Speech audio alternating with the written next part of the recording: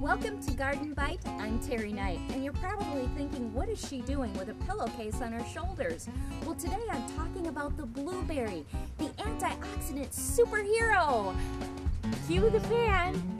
Now, thank you. Blueberries will knock out free radicals and boost your brain power, but they're a little bit particular on what soil they'll grow in. So today we're going to talk first about how to dig bushes out of the soil without damaging the roots too much, and then also the specific needs of blueberry bushes. My friend Helen gave me a challenge. She has several low bush blueberries, but they're not bearing fruit. So she said, Teri, if you can get those to produce fruits, you can have them. Well, that's where the Master Gardener mantra comes into play. Right plant, right place. Blueberries need full sun and plenty of air circulation. You can see they're not getting either of those in this location. Now, the first thing I'm doing is loosening up the soil with a garden fork. And it's best to use a garden fork to minimize the damage to the roots. You want to move the fork back and forth. That way it loosens up the soil even more around the root system. When you have it to the point where you can lift it out like this, get right down to where the soil is to lift. This way you'll do the minimal damage to the plant. Work it out. You'll be able to feel what's going on here. And as you lift, you can see we've got plenty of roots.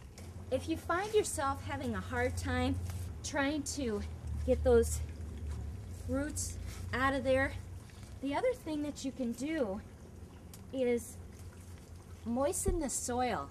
Then go take a long beverage break, relax, hang out, then come back, and the ground will be softer, so it'll be a lot easier to work. It makes it a lot more pleasant. Along with full sun, blueberries like their soil sour. Well, in Minnesota, most of us have a neutral pH of around 7, so that means you'll need to do a soil test. Now, for a quickie, you can pick up a soil test kit at any local garden center or big box store. Ideally, you'll amend your soil to a pH of between 4 and 5. I'll have all that information on my website, gardenbite.com, along with a link to a more comprehensive soil test that you can get through the University of Minnesota. Peat moss not only acidifies your soil, but it fluffs it up as well, creating better drainage, which means those roots have an easier time stretching out into the soil rather than trying to push their way through compacted soil. Now, if you've been composting, bless your little heart, you've got black gold. Make sure that you put a shovelful at least into the soil as well and mix it all up into the top 8 inches of soil.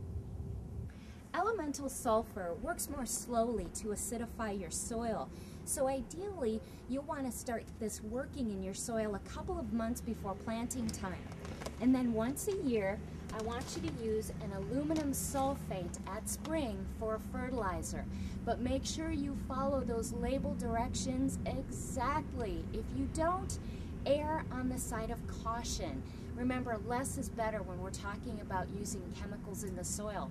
And also keep in mind, blueberries are long-lived. They can live for decades and deliver for you. So the more time that you spend taking to amend your soil and doing the proper preparations, you'll find it well worth it. You'll be rewarded with lots of blueberry pie, which means you'll be inviting me for blueberry pie. Whew. When we come back, we'll talk about the best plants to put in Helen's empty blueberry patch. Right plant, right place. When we come back on Garden Bite with Teri Knight.